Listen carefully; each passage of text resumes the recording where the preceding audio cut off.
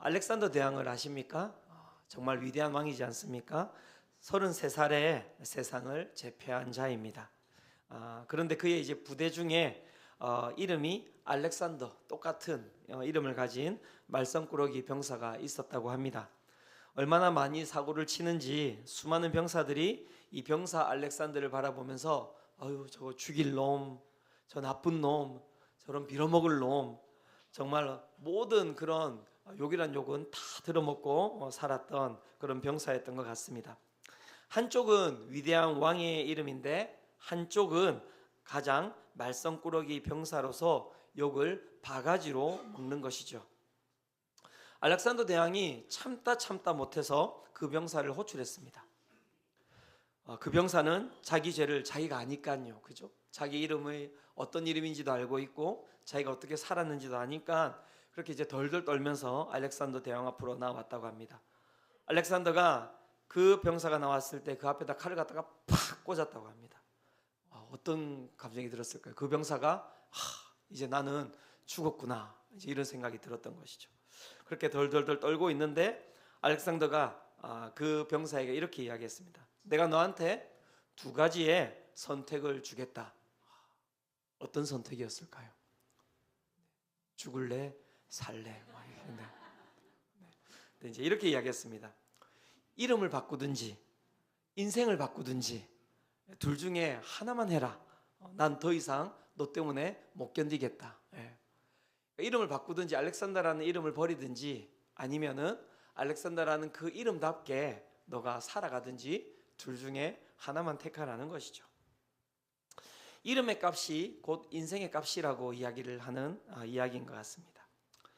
이름의 값에 맞지 않게 행동했을 때 여러분 아십니까? 그 가운데 큰 손해를 보는 경우들도 참으로 많이 있습니다. 이번 주에 있었던 사건입니다. 흑백 요리사로 아주 유명한 셰프인데요. 안성재 셰프 아시죠? 레스토랑 모수를 경영하고 있는데 이 레스토랑 모수에서 있었던 일입니다. 와인 바꿔치기 사건이 일어났다고 하는데요.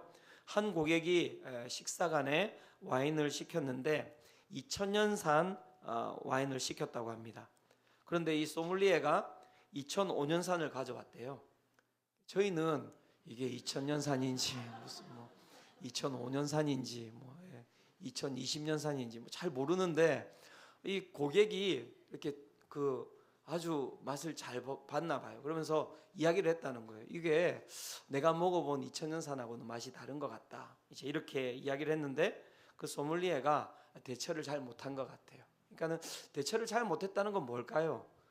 거기에 뭔가 이제 다른 뭔가 의도가 있었다. 이렇게 이야기할 만한 것들이 있었겠죠, 그죠? 그래서 이제 이 고객이 컴플레인을 갖다가 그 가운데 걸었는데 그에 대한 대처도 미흡하게 했다는 것입니다. 그래서 지금 인터넷 들어가 보면 뭐 난리예요. 막 보니까 계속 뉴스에 올라오고 그런 일들이 있더라고요. 무슨 일이 일어난 것일까요? 다른 것이 아니죠. 그 레스토랑 모수에 그 비싼 가격을 가지고 가서 식사를 하는 것은 무엇입니까? 그 이름에 신뢰를 하기 때문에 그런 것이죠. 내가 이 정도 돈을 지불한다 하더라도 이 미슐랭 투스타 이 레스토랑이 충분히 나에게 그 값을 치를 것이다라는 그 신뢰를 가지고 간 거예요. 그런데 어떤 일이 벌어진 것입니까? 그 소믈리에의 하나의 행동으로 말미암아 제가 보기에는 지금 막 사과문 막 이렇게 막 하고 하는데 이게 보니까는 잠잠히 지지가 않는 것 같아요. 어떻게 보면 그 하나의 행동으로 말미암아 그 이름이 어떻게 된 것입니까? 상처가 나게 된 것이죠. 흠이 생기게 된 것입니다. 한번 금간 것은 참 회복하기가 쉽지 않죠. 이처럼 여러분 이름과 삶이 얼마나 밀접한 연관이 있는지 모릅니다. 그리고 그 이름대로 살아간다는 것은 참으로 중요한 것이라고 할 수가 있습니다. 우리는 우리 각자의 이름을 가지고 살아가지만요, 또 그 가운데 또 다른 하나의 이름을 가지고 살아가고 있습니다. 그 이름은 무엇입니까? 어떤 이름을 가지고 살아가고 계십니까? 그리스도인이라는 이름을 가지고 살아가고 있지요. 우리는 우리 자신에게 물어볼 필요가 있습니다. 나는 그 이름에 걸맞는 삶을 살아가고 있는가? 그 이름에 그 그리스도인이라는 이름에 걸맞는 삶이 무엇인지 모른 채 오늘도 병사 알렉산더와 같이, 그리고 레스토랑 모스의 그 소믈리에와 같이 살아가고 있다면 어느 날 하나님께서 우리에게 찾아오셔서 이렇게 말씀하지 않겠습니까? 너는 이름을 바꾸든지 인생을 바꾸든지 둘 중에 하나만 좀 했으면 좋겠다. 또 그거 듣고 그러면 저는 이름을 바꾸겠습니다, 이러면 안 되잖아요, 그죠? 예, 여러분, 그 이야기를 하고자 하는 게 아니에요. 네, 그렇죠? 오늘도 우리가 그 이름에 맞는 삶을 살아야 되는구나. 많은 그리스도인들이 그리스도인으로 살아가기가 참으로 힘들다고 이야기를 하는데요, 저는 그 원인이 다른 것이 아니라고 생각합니다. 우리가 그리스도인으로 살아가는 것이 무엇인지, 그리스도인의 삶이 무엇인지를 정확하게 알고 있지 못하기 때문에 일어나는 일이 아닐까요? 그러니까 이렇게 하는 것도 아닌 것 같고 저렇게 하는 것도 아닌 것 같고, 이렇게 하면 맞는 것 같은데 또 뭔가 결과물은 아닌 것 같고, 그러니까 도대체 그리스도인으로 살아간다는 것, 그 이름대로 살아간다는 것은 무엇인지 모르니 그 가운데 끊임없는 정체성의 혼란을 겪으면서 살아가고 있는 것이죠. 저는 오늘 우리가 읽은 이 본문을 통하여서 그리스도인으로서 살아가는 삶이 무엇인지를 한번 살펴보고자 합니다. 그리스도인으로서 살아가는 그 이름에 걸맞는 삶이 무엇인지를 보고자 하는데요, 이 본문을 먼저 살펴보기 전에 제가 이 본문을 쭉 묵상하면서 딱 한 문장으로 이게 정의가 내려졌어요. 너무 좋죠, 그죠? 예, 그리스도인으로 살아가는 삶은 무엇인지 아십니까? 다른 것이 아닙니다. 성령을 받는 삶이다. 본문을 쭉, 성령을 받는 삶이다. 우리 옆에 있는 분들에게 한번 물어보시겠습니까? 성령 받으셨습니까? 한번 물어보시겠어요? 네. 네, 그게 뭐죠? 라고 이야기를 하면 오늘 본문에 들어가면 그 이야기가 있어요. 네. 오늘 본문에 들어가면 이제 바울이 3차 선교 여행을 이제 시작하게 되는데요, 바울이 2차 선교 여행을 마무리하고 안디옥으로 돌아온 후 이후에 튀르키예 동쪽에 길리기아에서 부르기아로 가서 이제 에베소라고 하는 그 도시에 이제 머물게 됩니다. 여기서 우리가 주목해 봐야 될 것이 있는데요, 바울이 어떤 제자들을 만나게 됩니다. 그 제자들을 만났을 때 여러분 같이 그리스도인이잖아요. 그러면 처음에 어떤 물음이 있어야 되겠습니까? 어떻게 믿음 생활을 잘 하고 있느냐라고 하는 질문이 먼저 나와야 되는데, 첫 번째 그 제자들을 바라보면서 이 바울이 한 질문이 무엇이냐면 너희가 믿을 때 성령을 받았느냐라고 이야기합니다. 무슨 얘기일까요? 이게 영에 대한 이야기잖아요. 제자를 만났는데 동일한 그리스도인인데 봤는데 자기하고 뭔가가 다른 거예요. 다른 거예요. 머리끝부터 발끝까지 다른 거예요. 그러면 무엇입니까? 제자가 이 사람들이 아닐 수 있겠다라고 이야기를 생각을 한 것이고, 그 가운데 질문이 무엇이냐면 너희가 성령을 받았느냐라는 것입니다.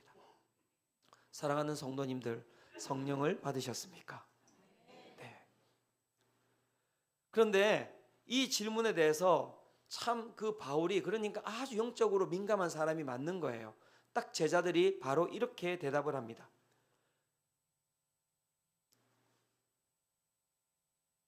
우리는 성령의 계심을 듣지 못하였노라. 그러니까 성령이라는 존재를 알지 못하고 있다, 이렇게 이야기를 하고 있는 거예요. 그러니까 예수님을 믿는다 이야기하고 예수님의 제자라고 이야기를 하고 있는데 그들을 살펴봤더니 그들은 어떤 사람입니까? 아직까지 그리스도인이 아닌 거예요. 그리스도인이 아닌 거예요. 그때까지 그들은 주님의 그 십자가, 그 죽음과 부활, 그리고 이 땅에 다시 강림하실 주님의 그 영에 대하여서 전혀 모르고 있었던 것이죠. 이러한 제자들을 바라보면서 바울이 그 다음에 행한 행위가 무엇이냐면 이들에게 주 예수의 이름으로 세례를 주게 됩니다.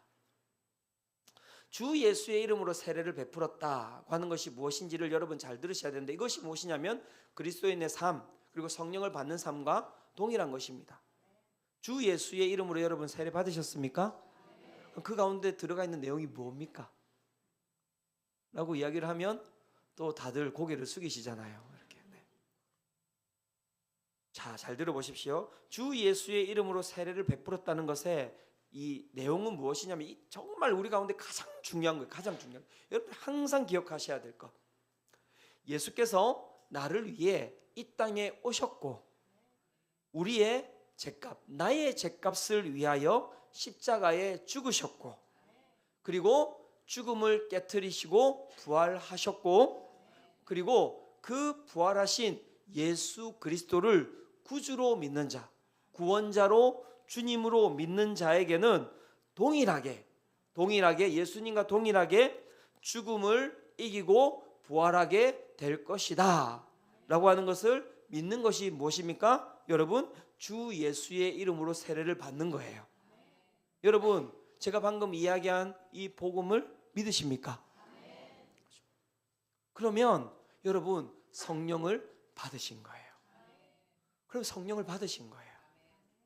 왜냐하면 고린도전서 12장 3절에 이렇게 이야기하고 있습니다. 들어보십시오. 그러므로 내가 너희에게 알리노니 하나님의 영으로 말하는 자는 누구든지 예수를 저주할 자라 하지 아니하고 또 성령으로 아니하고는 누구든지 예수를 무엇이라 할 수 없느니라? 주시라 할 수 없느니라. 사랑하는 성도 여러분, 예수 그리스도께서 여러분들의 주님이 되십니까? 몇 분이 대답을 안 하셨는데요. 그러면 오늘 한번 들어보시고 이렇게. 성령이 아니고는 하나님의 영이 우리 가운데 거하지 아니하시고는 절대 입술로는 하나님의 예수 그리스도께서 우리의 주님이시다라고 고백을 할 수가 없다는 거예요. 생각하면 할수록 맞습니다. 이 고백보다 더 어려운 고백은 없습니다, 여러분. 2000년 전에 그 사실을 여러분 2000년 전의 사실이에요. 2000년 전 신라 시대 박혁거세 그 시대 2000년 전 사건 그 사건을 많은 사람들은 이렇게 이야기를 할 때 어떻게 받아들입니까? 황당한 이야기로 받아들이기도 하고요. 많은 사람들은 믿지 않고 비웃는 사람들이 훨씬 많습니다. 하지만 우리는 어떻습니까?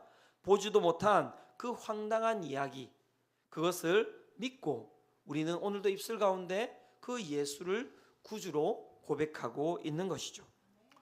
이것이 가능한 이유를 우리가 믿었다라고 생각을 하는데요. 여러분 다시 한 번 더 돌이켜 보실 필요가 있습니다. 그게 아닙니다. 앞에서 제가 고린도전서 12장 3절을 말씀드렸듯이 성령으로 아니하고는 누구든지 예수를 주시라 할 수 없느니라. 이 이야기했던 말씀대로 우리가 먼저 믿은 것이 아니라 하나님의 영이 우리 가운데 임하심으로 말미암아 그 가운데 우리가 예수를 주라고 고백하고 이 자리에 나와 있는 것임을 여러분 아시기를 축원합니다. 그게 바로 여러분 성령을 받았다는 거예요. 그래서 우리는 성령을 받았기 때문에 세상 사람들은 다 뭐 하고 있습니까? 밖에 나가서 놀고 밖에 나가서 먹고 그렇게 하지만 이상하잖아요. 이 좋은 날 여러분 도시도 아니고 시골에 와가지고 그죠? 여기 와가지고 앉아 있는 게 이상한 거예요. 왜요? 우리 마음 가운데 또 다른 영이 우리 가운데 함께하고 계시기 때문에 그래요. 일어나야지. 일어나 눈 떠. 가야지. 안 가고 싶은데 안 가면 안 될 텐데.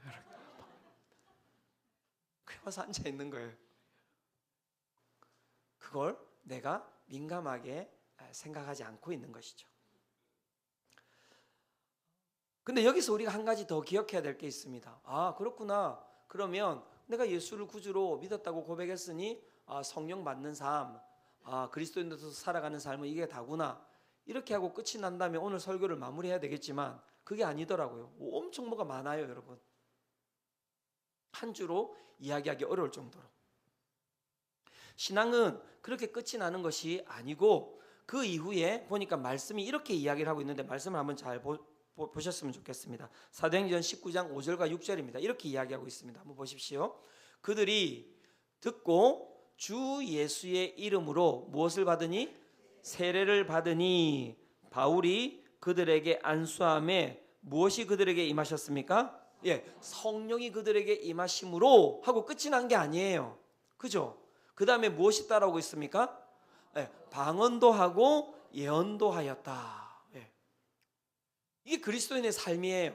그러니까 우리가 예수 그리스도를 구주로 고백하고 성령을 받고 그것으로 그리스도인의 삶의 끝이다 이게 아니라 그렇게 했더니 우리의 삶에 무엇이 생기고 있는 것입니까? 실제적인 변화가 일어나고 있는 거예요. 변화가 일어나고 있는데 어떤 변화가 일어나고 있습니까? 방언도 생기고 예언도 생겼다는 거예요. 방언하십니까? 왜 갑자기? 괜찮습니다. 방언하십니까? 네. 한 3분. 예언하십니까? 네. 갑자기 이렇게 더 이상 답을 하지 않습니다. 방언과 예언 다 하십니까? 이렇게. 그죠? 자, 이 방언과 예언 이 이후에 또 저희가 살펴봐야 될 부분이 많이 있습니다. 그런데 오늘은 저희가 딱 이 부분만 살펴볼 거예요. 방언과 예언에 대한 부분들. 그리스도인으로서 살아갈 때 여러분 그리스도인으로서 꼭 필요한 것이 그 다음에 붙어 있잖아요. 무엇입니까? 방언과 예언이에요. 그러면 사랑하는 성도 여러분, 이 방언과 예언은 무엇일까요? 이거 어디로부터 우리가 나오는 것입니까? 방언과 예언이? 네? 예, 성령으로부터 나오는 것인데 어디에서 이야기가 되는 것이죠? 우리의 입술의 입술. 그러니까 성경은 지금 이 얘기를 하고 있는 것입니다. 우리가 예수를 구주로 고백하고 그 가운데 성령을 받으면 우리의 삶에 변화가 생기는데요. 그 가운데 가장 먼저 변화가 생기는 것이 어디입니까, 여러분? 예, 입술이라고 이야기해요. 언행이라고 이야기하는 거예요. 입술에 변화가 생긴다는 것입니다. 그럼 오늘 우리가 이 부분을 가지고 한번 살펴보고자 합니다. 우리가 살아가는 삶의 실제적인 영향, 그리스도인으로서 우리가 살아가야 될 그 삶, 첫 번째는 무엇이냐면 그 가운데 언행이 바뀐다고 이야기를 하고 있는 것이죠. 자, 언행이 바뀐다고 이야기할 때 두 가지를 성경은 이야기하고 있습니다. 방언과 예언을 하게 된다 이렇게 이야기를 하고 있는데요. 방언 이렇게 이야기를 하니까 많은 분들이 방언 이렇게 이야기하면 어떤 분들은 그죠 두려워하시는 분들이 계시죠, 그죠? 새벽기도 갔을 때 듣는 언어 방언 아닙니까? 그래서 나는 새벽기도 안 가요, 목사님. 왜요? 가면은 무서워요. 그렇게 그런 분들도 계시고요. 어떤 분들은 목사님 왜요? 저는 정말 평생의 제 기도 제목이 무엇이냐면 저 방언하는 거예요. 이런 분들도 계시고 어떤 분들은 이것도 아니고 저것도 아니고 그냥 살아가는 분들도 계시고. 그러면 사랑하는 성도님들, 여기서 이야기하는 이 방언이라고 하는 것이 무엇을 이야기하는 것일까요? 이것을 잘 알아야지만이 여러분 그리스도인으로 살아갈 수 있는 거예요. 오늘 우리는 이 본문을 통하여서 방언이 무엇인지를 살펴보기를 원하는데요. 방언은 성경에서 무엇이라고 이야기하는 것입니까? 이 교회사 가운데 방언이 처음 등장하는 장면이 있는데요. 어디에 있습니까? 사도행전 2장에 방언이 처음 등장하게 됩니다. 사도행전 2장 5절에서 13절이 이렇게 이야기를 하고 있는데, 자, 여러분 제가 읽어드릴 텐데 그냥 읽어드린다고 했을 그때에 그냥 주무시면 안 되고 잘 들으셔야 됩니다. 그래서 머릿속에 한번 제가 읽어드리는 부분을 가지고 생각을 해보시면 돼요. 어떤 상황인지를 그려보시기 바랍니다. 자, 5절부터 제가 읽어드리겠습니다. 그때에 경건한 유대인들이 천하 각국으로부터 와서 예루살렘에 머물러 있더니 이 소리가 나매 큰 무리가 모여 각각 자기의 방언으로 제자들이 말하는 것을 듣고 소동하여 다 놀라 신기하게 여겨 이르되 보라, 이 말하는 사람들이 다 갈릴리 사람이 아니냐? 우리가 우리 각 사람이 난 곳 방언으로 듣게 되는 것이 어찌 됨이냐?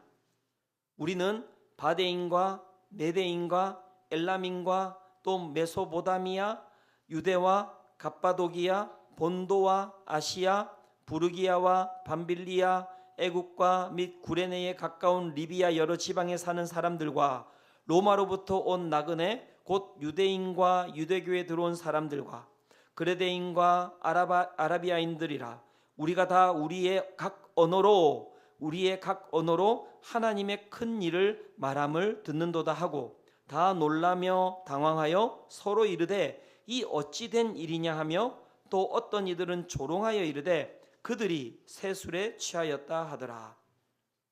지금 예루살렘에 오순절이라고 해서 전 세계 각지에 흩어져 있던 디아스포라 유대인들이 예루살렘 땅으로 왔는데요.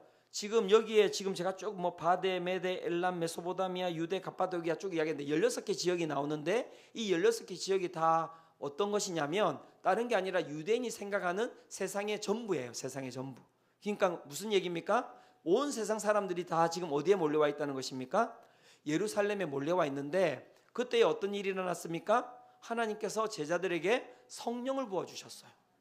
그리고 그 가운데 예루살렘에 있었던 제자들 가운데 무엇이 지금 생겼습니까? 방언이 생기게 된 것이죠. 그러면서 그 수많은 지역에서 나와 있던 사람들이 지금 어떻게 해요? 막 제자들이 뭔가를 막 이야기하는데 어떤 일이 발생하고 있는 것입니까? 그 이야기를 자기들 사는 지역의 언어로 다 듣고 있는 거예요. 뭐지 이게? 어떤 일이 일어나고 있는 것이지? 그런데 이 사람들이 깜짝 놀랐던 것은 무엇이냐면 그렇게 막 그 전 세계 그 외국어를 사용하고 있는 이 제자들을 바라봤을 때 이 제자들이 어떤 사람이냐면 학교 문턱도 넘어본 적이 없는 무식한 갈릴리 출신들이었다는 것입니다. 즉 지금 이들이 경험하고 있는 것은 절대 일어날 수 없는 일들이 지금 그들 가운데 펼쳐지고 있다는 것이죠. 그곳에 모인 모든 사람들이 각각 자신들의 모국어로 알아듣고 있다는 것입니다. 여러분, 언어가 다르면 무엇이 생깁니까? 소통이 불가능해지게 되는 것이죠. 제자들이 절대 자신들의 능력으로는 결코 넘을 수 없는 거대한 장벽이 눈앞에 있었던 거예요. 그런데 어떤 일이 벌어졌습니까? 성령께서 임하시자 제자들은 평소에 전혀 말이 통하지 않던 외국어를 모국어로 사용하는 사람들과 말이 통하게 되었던 거예요. 자, 여기에 여러분, 여기에 방언의 참된 의미가 여기에 있습니다. 우리는 방언을 자꾸 외국어, 어떤 우리가 이해하지 못하는 언어를 하는 것이라고 생각을 하는데 방언의 핵심은 무엇이냐면 소통되지 않는 것을 소통케 하는 능력이 무엇이냐면 바로 방언이라는 거예요. 이 놀라운 의미를 제가 이야기해 드렸는데 6분 놀라시네요. 네. 자, 방언이 뭐라고요? 소통되지 않는 곳을 어떻게 해요? 소통케 하는 능력인 거예요. 그래서 우리가 예수를 구주로 영접하고 그 가운데 우리가 어떤 일을 첫 번째 경험하게 되냐면 여러분 방언이 여러분 터지셨어요. 이미 어떤 방언이 터졌습니까? 네, 그게 방언이 터진 거고요. 그 다음에 여러분 기도할 때 어떻게 기도합니까? 하나님 아버지, 그게 무엇입니까? 방언이에요. 여러분, 내가 예수 믿기 전에는 하나님 아저씨셨잖아요. 그죠? 나하고 떨어져 있던 분, 나하고 관계가 없던 분. 그런데 예수를 구주로 믿고 내 가운데 성령이 임하시면서 기도를 하는데 내가 기가 막힌 단어를 쓰고 있는 거예요. 하나님 아버지라는 단어를 쓰고 있는 거죠. 그러면서 어떤 일이 벌어집니까? 하나님과 내 사이에 여러분 소통이 생기는 거예요. 그게 방언이에요. 소통이 생긴 거예요. 어떤 분들은 우리가 알지 못하는 언어로, 신비로운 언어로 소통하시는 분들이 계세요. 그런 분들은 너무너무 정말 1시간, 2시간 그렇게 소통하시죠. 그래서 방언을, 그 신비로운 언어를 사모하는 분들이 계시고 기도했는데 하나님께서 그 언어를 안 주시는 분들도 계세요. 저도 지금 50년째 못 받고 있습니다. 네, 저 안 돼요. 그래서 저는 그냥 1시간째 주여라고 부를 수 있는 힘만 채우고 살아가는 거죠. 주님, 주여. 네. 그런데 어떤 내가 알아듣지 못하는 언어를 하는 게 방언이 아니라 우리 가운데 하나님과 어떤 소통도 되지 않았는데 우리가 소통을 할 수 있는 언어를 가지게 됐다는 게 이제 방언이에요. 그런데 그것만 있습니까? 그게 아니에요. 사람과 사람 사이에도 무엇이 있습니까? 소통이 되지 않죠. 그죠? 분명히 우리가 같은 말을 쓰고 있는데 집에 외국인 한 명씩 있잖아요. 그죠? 외국인 한 명씩. 여보, 설거지 좀 도와줘. 언제 올 건데? 안 들려? 외국인 한 명씩 다 있지 않습니까? 네. 집에 가면 다 있어요. 특별히 청소년 우리 두고 있는 부모님들도 어떠세요? 외국인이잖아요, 그죠? 소통이 안 돼요. 집에 들어오면 문 닫고 들어가니까. 문 열고 들어가려고 하면 어떻게 합니까? 네, 맞습니다. 이렇게 나가야 돼요. 분명히 내가 키운, 내 집인데 나가. 부모님만 알아들어요, 걔들 말을. 걔들은 부모님 말을 못 알아들어. 여러분, 제가 했던 이야기들을 잘 기억하시고, 이 방언이 능력이에요. 소통케 하는 능력. 제자들과 이 예루살렘에 온 이 디아스포라 유대인들, 그들은 절대 여러분 소통할 수 없는 관계였는데 성령이 임하셨을 때 어떤 일이 벌어졌다고요? 그들이 소통하게 되었다. 그러면 오늘 우리의 가정 가운데 소통이 되지 않는 일들이 있습니까? 부부 가운데 여러분 언어가 소통이 되지 않습니까? 부모와 자식 가운데 소통이 되지 않습니까? 여러분 어떻게 해야 됩니까? 맞습니다. 부부 상담 받으셔야 되죠. 그런데 여러분 저는 기도합니다. 하나님의 영이 우리 가운데 임하실 때 외국인 남편이 한국인이 될 줄로 믿습니다. 남편분들 잘 대답하셔야 됩니다. 외국인 아내가 한국인 아내가 될 줄로 믿습니다. 보죠. 그러니까 지금 남편분들은 지금 외국 사람이에요. 지금 여기가 중국인가? 막 이렇게. 소통이 열리게 돼요. 귀가 열리게 돼요. 여보, 와서 설거지 좀 도와줄래? 네, 마님. 이렇게 하고 일어나서 바로 가서 도와주고. 왜요? 하나님의 영이 마음 가운데 임하시면요, 그 가운데 마음과 마음이 이어지게 되어 있어요. 마음과 마음이 이어지게. 마음으로 언어들이 표현되게 되어 있어요. 사랑의 언어로 표현되게 되어 있어요. 배려의 마음이 표현되게 되어 있어요. 그러니 여러분 맞습니다. 우리 태어난 아이들 막 유치원 다니는 아이들 맞아요. 영어 유치원 보내야 되는 거 맞아요. 보내지 말라는 게 아니라 진짜 놓고 기도하셔야 돼요. 나중에 Mom, get out here. 못 알아듣겠네. 나가라고? Yes, 나가요. 이상한 애들 되는 거예요. 영어도 가르쳐야 되겠지만 중요한 것은 무엇이냐면 우리 어린아이들이, 우리 자녀들이 어릴 때부터 성령 받기를 소망합니다. 기도하셔야 돼요. 놓고 기도하셔요. 주님, 우리 아이들이 성령 받게 하여 주시옵소서. 소통 못하는 이 세상 가운데서 정말 우리 다음 세대 아이들이 소통하는 삶을 살아가게 하여 주시옵소서. 기도하셔야 돼요. 기도하셔야 돼요.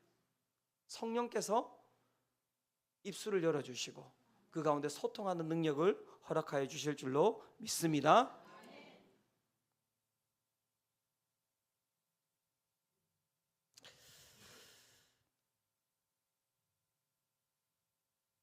두 번째 예언이 있습니다. 예언. 저희가 구해야 할 것입니다. 여러분 이건 구해야 할 거예요. 그래서 방언도 구하셔야 되고 여러분 예언도 여러분 구하시고 여러분들 함께 하셔야 됩니다. 자, 여기서 이야기하는 예언이라고 하는 것은 무엇을 이야기를 하는 것일까요? 우리 예언 좋아하시잖아요. 그죠? 내일을 알았으면 좋겠잖아요. 그죠? 사주팔자, 그 다음에 재물운, 사업은 저는 언제 재물운이 들어올까요? 평생 안 들어오시겠습니다. 합격, 승진, 당선, 궁합. 아유 보니까 아내가 2명이 있을 상이십니다. 옛날에 제 그 가마 2개 있는 저희 형이 가마 2개였거든요. 엄청 어릴 때니까 철 안 들었을 때. 막 사람들이 이래저래 있다가 어유 형이 잘생겼네 머리 보더니 어유 가마가 2개네 너는 2번 장가 가겠다 야 이렇게 저희 형한테. 제가 옆에서 와 형 너무 부럽다 이렇게 뭣도 모르고 어릴 때 나는 왜 하나지 엄마한테 가서 엄마 나는 왜 가마가 하나야? 나 두 개 썼으면 좋겠는데 하나임을 다행이라 생각하고 있습니다. 그런 것들 다 우리는 무엇입니까? 예언을 받기를 원해요. 무엇입니까? 소위 점쟁이식의 예언. 그런데 여러분 한번 우리가 본문을 잘 살펴볼 필요가 있습니다. 여기에서 이야기하는 본문에서 이야기하는 그 예언이 그 세상에서 이야기하는 그 예언을 이야기하는 것일까요? 아닙니다. 본문이 증언하고 있는 성령님이 우리 가운데 임하실 때 우리가 방언을 하고 우리가 예언을 하게 되는데 이 예언은 세상이 이야기하는 그 예언과 단어가 다른 단어예요. 세상은 그 예언이라고 할 때 미리 예자를 쓰는데 성경에서는 예언이라고 하면 미리 예가 아니라 맡길 예자를 씁니다. 그러면 성경에서 이야기하는 예언은 무엇인가라고 이야기할 때 다른 것이 아니라 하나님의 말씀을 맡은 자가 되는 것이 예언자가 되는 거예요. 그래서 우리는 말씀을 통하여서 어떤 일을 합니까? 자, 보셔야 돼요. 말씀이 가지고 있는 것이 능력인데 왜 능력이냐면 말씀이 우리 가운데 거하면요 과거를 해석하는 능력이 생겨요. 과거를 해석하는 능력이 생깁니다. 하나님 저에게 왜 이런 부모 주셨습니까? 하나님 제 삶에 왜 이렇게 상처를 주셨습니까? 하나님 제 삶에 왜 이렇게 결핍을 주셨습니까? 저는 왜 이렇게 외톨이였습니까? 막 그렇게 살아가던 삶이었는데요 말씀이 우리 가운데 주어지면 어떤 일이 일어나는지 아십니까? 하나님의 말씀이 내 가운데 턱 주어졌어요. 어떤 말씀이 주어졌냐? 내가 창세전부터 너를 택하였다.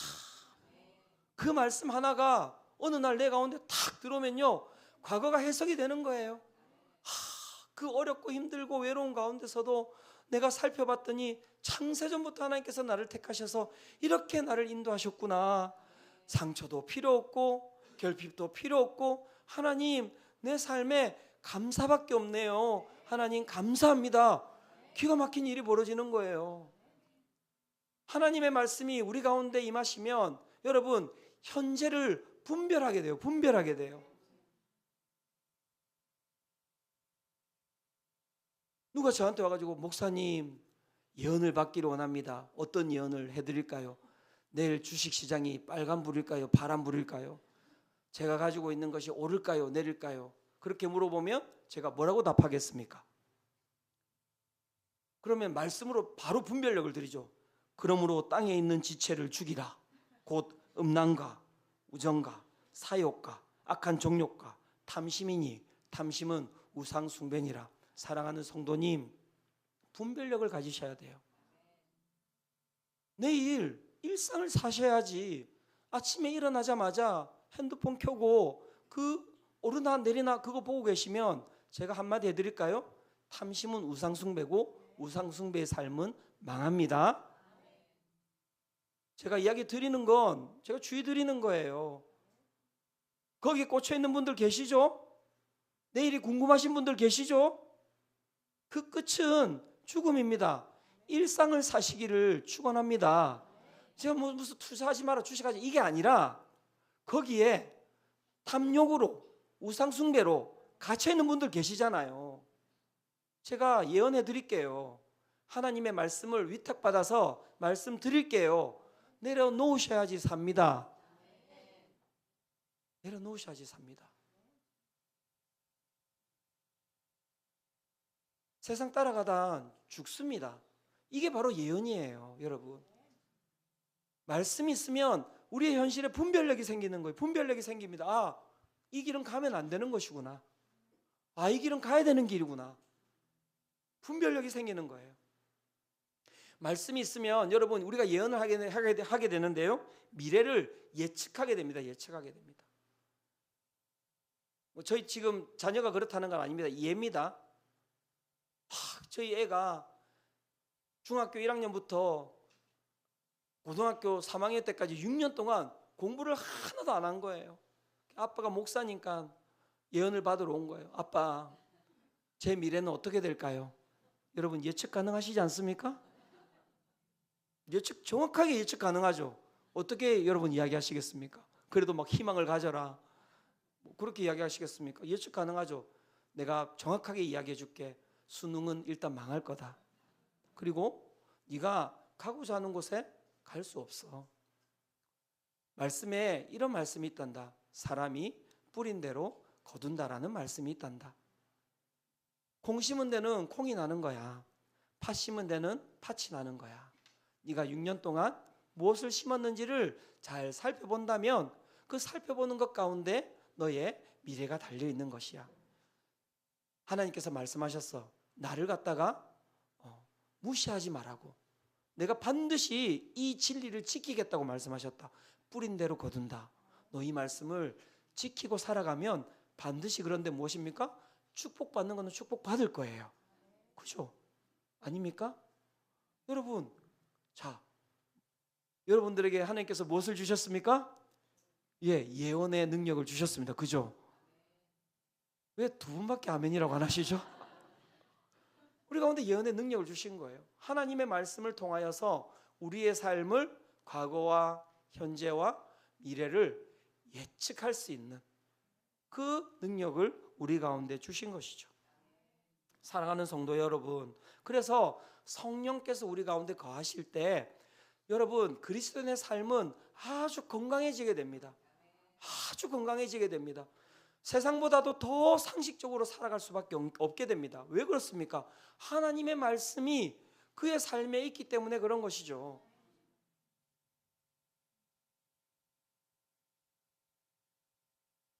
저에게 하나님께서 오늘 설교를 준비하는데 주신 예언의 말씀이 있습니다. 오늘 이 공동체 가운데 고통스러운 마음을 가지고 나온 분들 계시죠? 아픔의 마음을 가지고 나온 분들 계시죠? 미래의 삶에 대해서 두려움을 가지고 나온 분들 계시죠? 오늘 제가 선포하는 이 말씀을 하나님의 그 말씀으로 믿으시기를 축원합니다. 받아들이시기를 축원합니다. 인생을 허비하고 과거에 집착하고 우울함에 갇혀 있다가 오늘도 내가 잡을 것이 없어서 하나님을 붙잡으러 나온 분들에게 제가 예언합니다. 이사야 43장 18절에서 19절입니다. 너희는 이전 일을 기억하지 말며 옛날 일을 생각하지 말라. 보라, 내가 새 일을 행하리니 이제 나타낼 것이라. 이 말씀을 믿으십니까? 오늘도 태 열매를 놓고 오늘도 기도하는 가정들이 있죠. 저는 주님이 주신 이 약속의 말씀을 믿습니다. 주님, 수성빛 교회는 하나님의 나라입니다. 하나님의 약속의 땅입니다. 하나님의 백성입니다. 하나님이 이 백성 가운데 주신 약속을 붙들고 나아갑니다. 창세기 1장 28절입니다. 하나님이 그들에게 복을 주시며 하나님이 그들에게 이르시되 생육하고 번성하여 땅에 충만하라. 땅을 정복하라. 바다의 물고기와 하늘의 새와 땅에 움직이는 모든 생물을 다스리라 하시니라. 오늘도 태의 열매를 기도하고 나아가는 모든 가정들 가운데 태의 문이 열릴 줄로 믿습니다. 저는 믿습니다. 세상에서 상대적인 불이익을 감수하면서 선한 양심으로 살아가는 분들, 오늘도 주님 말씀 붙들고 그래도 나는 내가 손해보지만 주님 약속의 말씀 붙들며 살아갑니다라고 하는 분들에게 제가 예언합니다. 갈라디아서 6장 9절입니다. 우리가 선을 행하되 낙심하지 말지니 포기하지 아니하면 때가 이름에 거두리라. 약속의 말씀이십니다. 오늘도 가진 것도 내세울 것도 없는 삶에 그렇게 주저앉아 있는 분들이 있습니까? 그런데 마음 가운데 하나님이 주신 말씀이 있어요. 너는 복의 통로라고 하신 그 말씀이 있어요. 그런데 아무리 내 삶을 바라봐도 나는 복의 통로가 될 수 없어. 하나님, 내 학벌로요? 하나님, 내가 가지고 있는 것으로요? 내 달란트가 하나님 한 달란트도 안 되는데요? 무엇을 가지고 제가 축복의 통로가 될 수 있습니까? 라고 오늘도 자신을 그렇게 하찮게 여기는 분들에게 제가 예언합니다. 이사야 14장 24절입니다. 만군의 여호와께서 맹세하여 이르시되 내가 생각한 것이 반드시 되며 내가 경영한 것을 반드시 이루리라. 사랑하는 성도 여러분, 주님께서 주시는 말씀을 믿으시기를 축원합니다. 우리는 그 말씀 붙들며 나아가는 자들이죠. 성령을 우리가 받는다는 것은 다른 것이 아닙니다. 우리가 말씀을 붙들고 우리의 과거와 우리의 현재와 우리의 미래를 해석하면서 살아가는 삶을 살아가는 것이죠. 사랑하는 성도 여러분, 오늘 예배 가운데 성령 충만하시기를 축원합니다. 그래야지 왜곡된 것들을 안 보는 거예요. 오늘도 막 어디 예언하는 권사님이 있다. 가지 마세요. 제가 진짜 얘기 드립니다. 가지 마세요. 왜 가세요? 저한테 오세요. 저한테.